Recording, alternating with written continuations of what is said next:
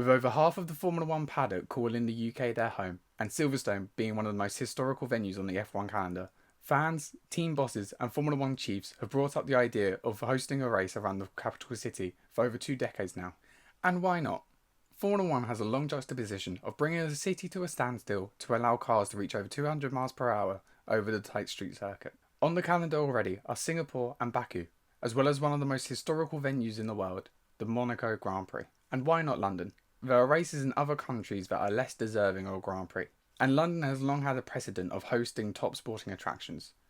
The London Olympics in 2012, there's multiple football teams, there's massive cricket grounds, major arenas. A race around London would be an amazing spectacle. One of the biggest flaws of modern day city circuits is that there is no character. The main selling point of Monaco is Monaco.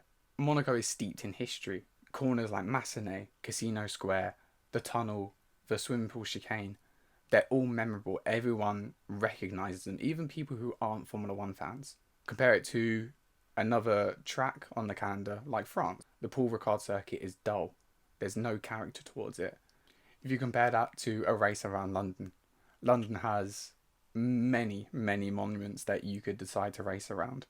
Big Ben, Houses of Parliament, Trafalgar Square, Nelson's Column.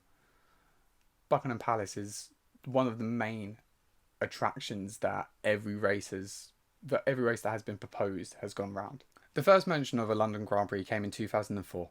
Under Bernie's rule, he brought up the idea after the BRDC, who host the Silverstone Grand Prix, wouldn't put more money into the track. Former president and three-time champion Jackie Stewart said towards the end of the year that Silverstone wouldn't host a race in 2005. Bernie countered and said, okay, we'll make a race in London and we'll keep a race in the UK, like there should be. The proposal for a London Grand Prix was met quite positively. In regards to the proposed London GP, BAR boss David Richards said Monaco has benefited enormously from hosting a race on the streets. And it's true, Monaco benefits enormously from hosting a Formula One race. Monaco doesn't host a fee to pay for the race. It's such a spectacle for viewers, for casuals and the hardcores, that people just watch it anyway.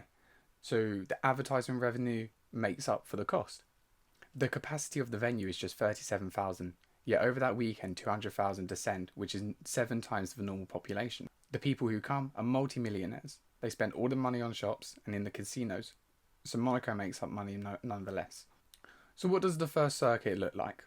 Well, it looks kind of boring on the surface, but the more you look into it, the more overtaking opportunities there are, the faster it looks going down the straight along the Mall and Park Lane.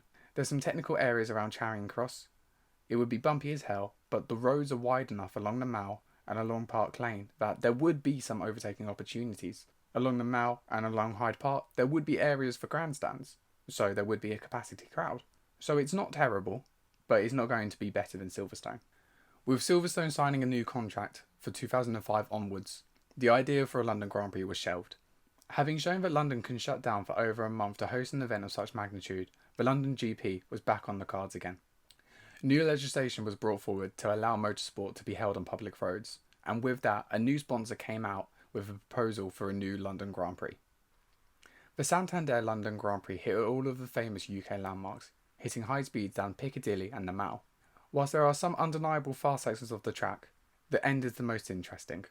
Opting for a left-hand turn at Trafalgar Square and going under Admiral Arch. Admiral Arch is just wide enough to fit a normal car, let alone a Formula One car, so you would take the castle section of Baku and make that even smaller, and you are guaranteed a crash. I am stupid. But the map itself shows the problem of modern day street circuits. There's 90-degree corners on every turn. It's bumpy, it just wouldn't happen. Formula E took advantage of the new legislation and hosted an event around Battersea Park for the 2015 and 2016 Formula E season. Was Battersea a good venue? Well, no. It was dangerously bumpy. There were 0 overtaking opportunities and it was ridiculously tight. It was also in a Grade 2 conservation area, which meant that Battersea was swiftly removed from the calendar when protests started. London was again without a Grand Prix. Until 2020. Formula E planned to take over the ExCeL Centre, creating the first indoor and outdoor Grand Prix. But I think this circuit exasperates my problem with Formula E. It's too much of a gimmick. I don't look at this circuit and think it's going to provide good racing. There's going to be no overtaking and it's just going to be a bit dull. So it's probably good that they didn't race there. Fresh speculation came in 2019 when Liberty Media brought the idea back onto the table and London Mayor Sadiq Khan said that the idea could be possible to organise. Although the event would be scheduled around the Docklands area, a circuit has not been proposed. So why did the idea come back up in 2019? Well, Silverstone again came to the end of their contract and were deciding not to resign. Formula 1 brought back up the idea of a London Grand Prix by hosting demos around the city centre. This showed that Silverstone isn't needed. There is other venues around the UK that can host a Grand Prix. Silverstone eventually renegotiated and signed a contract. Bernie played them like a fiddle in 2004, and Liberty Media have done it again in 2019 as Silverstone has signed a contract for 5 more years. Whilst team bosses were very keen on the idea, as Zach Brown and Christian Horner both were very positive in talks. But since Silverstone has signed for 5 more years, nothing has been said. So the final question is, will Formula 1 ever host a race around London? And the answer is, probably not. Silverstone is too mighty of a venue, and any proposal that has come forward for London hasn't been very good. Formula 1 will always opt to race in the country that will give them the most money.